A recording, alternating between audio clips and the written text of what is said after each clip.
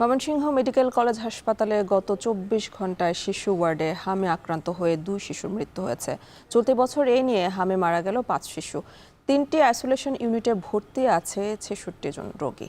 এ নিয়ে বিস্তারিত জানাতে ময়মনসিংহ মেডিকেল কলেজ হাসপাতালের শিশু ওয়ার্ড থেকে যুক্ত আছেন সহকর্মী ইমতিয়াজ আহমেদ। ইমতিয়াজ, হামে আক্রান্তদের চিকিৎসা সেবা কেমন চলছে আর জেলায় হামের টিকা দেওয়া হচ্ছে কিনা জানাবেন।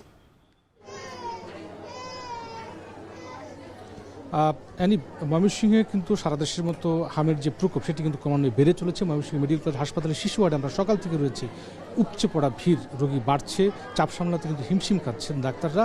এবং আতঙ্কের যে বিষয়টি, হাম যেহেতু দ্রুত ছড়ায়, সাধারণ যে সুস্থ রোগী যে শিশুগুলো রয়েছে তাদের মধ্যে এটি দ্রুত ছড়িয়ে পড়ার একটা বড় ধরনের আশঙ্কা রয়েছে, যার জন্য ইতিমধ্যে ময়মনসিংহ মেডিকেল কলেজ হাসপাতাল 3টি আইসোলেশন ইউনিট তৈরি করেছেন।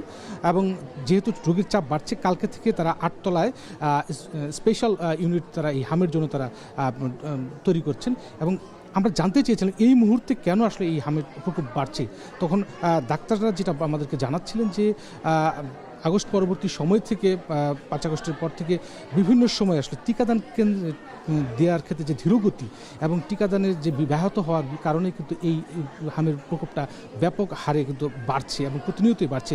এবং যেটা হচ্ছে যে 3 দিন জ্বর থাকছে, শরীরে র্যাশ থাকছে, তারপর এই হামের কারণে যে তীব্র নিউমোনিয়া, ঠান্ডা, মেনিনজাইটিস, খিঁচুনি থেকে শুরু করে বিভিন্ন যে জটিল যে আকারগুলো, যে সমস্যাগুলো, সেটি যখন তীব্র হচ্ছে, তখন যখন হাসপাতালে আনছে তখন আসলে ডাক্তারদের কিছু করার থাকছে না। তবে ডাক্তাররা যেটা বলছেন যে এটি নিয়ে আতঙ্কিত না হয়ে, অপচিকিৎসার কবলে না পড়ে দ্রুত এই সমস্যাগুলো দেখা দিলে যেন নিকটস্থ হাসপাতাল বা চিকিৎসা কেন্দ্র ডাক্তারের পরামর্শ নেয়। সব মিলিয়ে বলা যাচ্ছে যে ময়মনসিংহ হাসপাতালে প্রতিনিয়ত হামের রোগী বাড়লেও এই চাপ সামাল দিতে কিন্তু সব ধরনের প্রস্তুতি কিন্তু ডাক্তাররা নিয়েছেন বলে হাসপাতাল কর্তৃপক্ষ থেকে আমাদেরকে জানানো হয়েছে। সব মিলিয়ে এই ছিল ময়মনসিংহ থেকে সবশেষ আমার কাছে।